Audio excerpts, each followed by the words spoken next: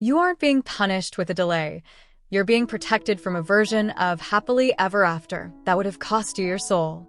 If you've ever felt like God's forgotten your address while everyone else is moving into their dream life, stay with me.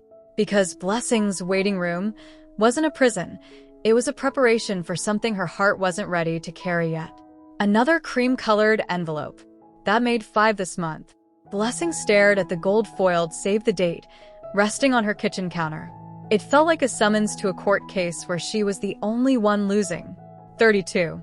The number hummed in her head like a broken fluorescent light. I'm happy for them.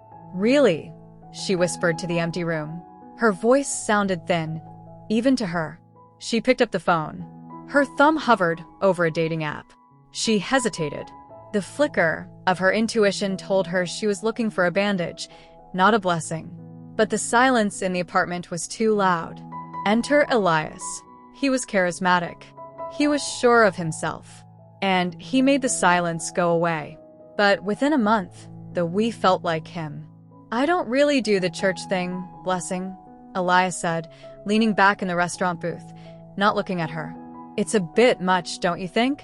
Let's just spend Sunday mornings at the brunch spot down the street. Blessing looked at her hands. She thought about the liturgy she loved. She thought about her peace. She opened her mouth to argue, but then she saw a wedding photo on her social feed. Yeah, she lied, her chest tightening.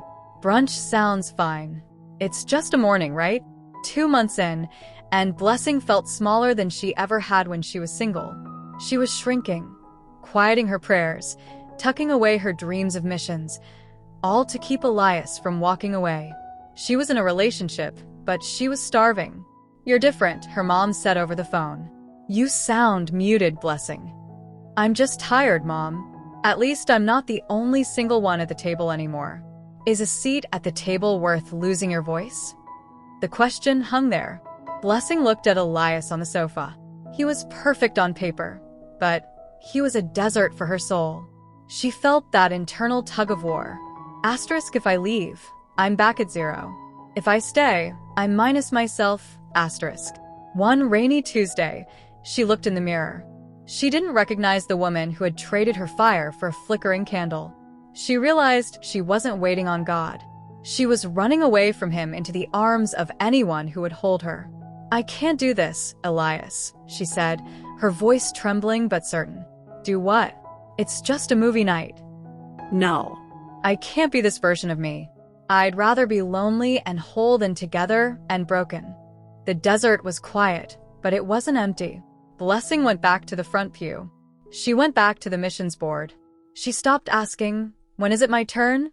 And started asking, who am I supposed to be while I wait? She found Isaiah 40, verse 31. Asterisk, but those who hope in the Lord will renew their strength. They will soar on wings like eagles. Asterisk.